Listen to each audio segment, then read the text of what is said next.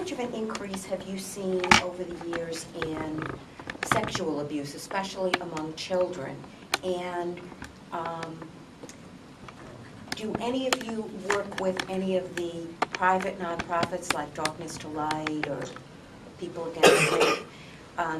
I know Communities in Schools, for instance, because I'm at both Hot Gap and Mount Zion volunteering, and they require any volunteers to go through Darkness to Light training, you know, to address that. But it seems to me it's an increasing problem. Well, I'll speak to that first. We do have all of our staff trained by Darkness to Light, and we have mental health staff at the Dorchester Children's Center and the Low Country Children's Center in Norton that work with kids that are sexually abused. So yes, it's a huge problem.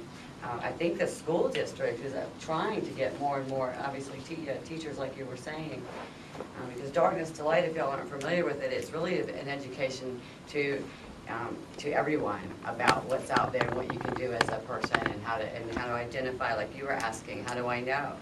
And what's, you know, and so it kind of gives you more responsibility as a community member on what it's about.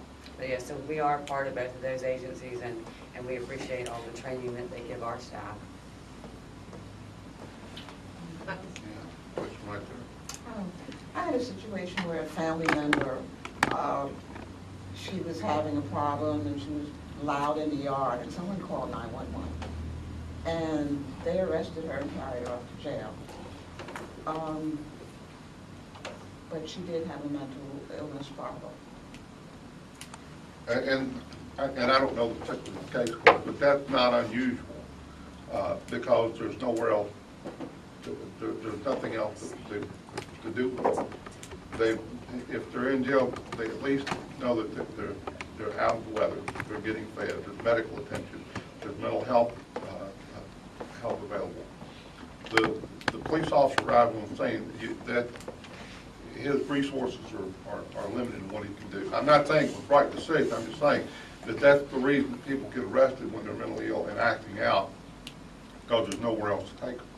You know, there's not a residential facility in Charleston County that we can take and say, listen, how about look at this person and see if there's a lot of people in jail that should be in a mental health facility instead of jail.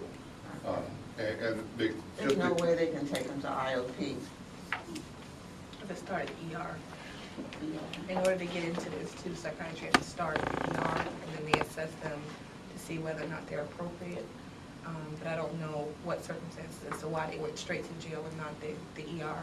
I don't know if it was any violence associated with the incident, if anyone got hit or struck or assaulted. Like those things could change where they're initially getting aggressive toward the officer. Yeah.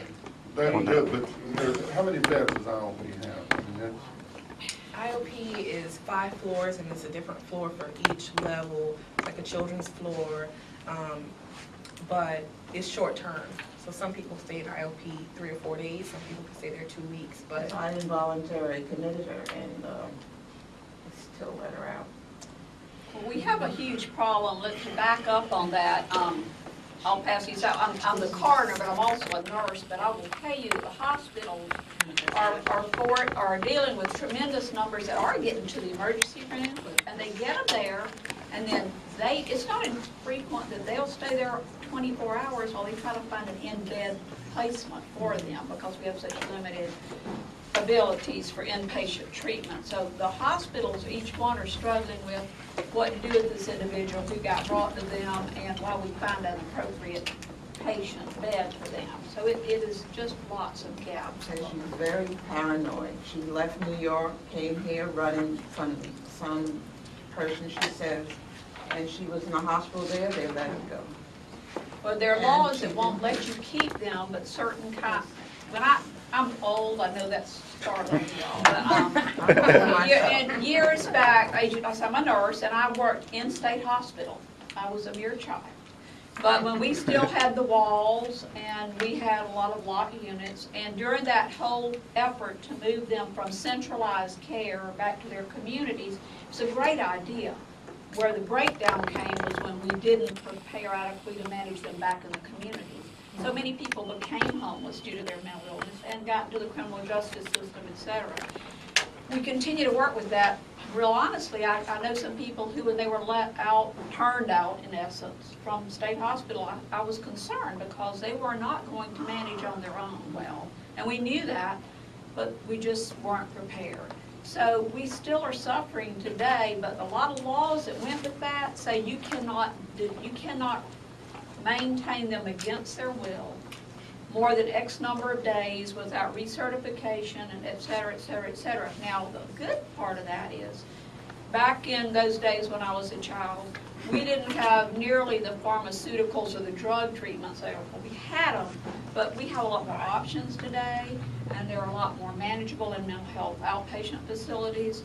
We still struggle to get those folks there. So, and we'll talk more about that tragic end in my world, but just to address that, I mean, we used to be able to admit them. They were, my unit, they came for 30 days. They were court mandated for 30-day assessment in the old state hospital system. And that 30 days, you got a pretty good chance to see what was happening, get them on some meds, whatever they were, meet some families, talk to employees. In today's world, even court-mandated admissions frequently don't last more than 4 or 5 days. And so what you're doing is you're putting them right back in before you have time to do anything other than adjust meds. It's pretty, do y'all agree with that? As soon as you're not a danger to yourself or others, you're going to have to leave. So in a sense, we threw away some opportunities we had in the old system, and we cannot by law detain them longer than certain periods of time, or else they're considered false imprisonment, denying them their rights, et cetera, et cetera. Because I feel that's the only way she's going to get better, by keeping the medication going. She doesn't take it all the time. And that's probably, if I could say, that's probably the _1 issue that mentally ill folks face, is they don't take their medication the way they're supposed to, and they don't show up for their appointments, and then they go and start spiraling down, and that's when they end up on the street or in jail. And it, because we placed the responsibility for these folks on the folks who are the most incapable of carrying out those responsibilities. But that's what the laws have done that Ray is talking about. It's just, you know, it sounded like a good plan. You know, we'll get rid of the asylum nature, we'll get them out of the warehouses, put them back in the community, but we're going to make it their responsibility to take care of themselves. Well, they just don't have the ability to do so. Well, what do y'all know some efforts is going on to try to kind of get back to a point where, you know, some parts that's broken is being addressed, just like you talked about, you know, the people who don't have any place to go. Once someone calls you and say that, you know, the person is acting out and you arrest them, they should not just be going there. They should be going somewhere else for evaluation.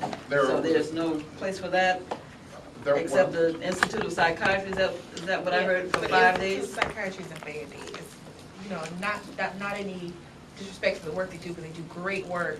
What I mean is it's short term. It's kind of like a pit stop. It's not a final or long-term destination. Right. It's a couple, you know, weeks to stabilize them with the expectation that they'll go home and take their medication and be okay.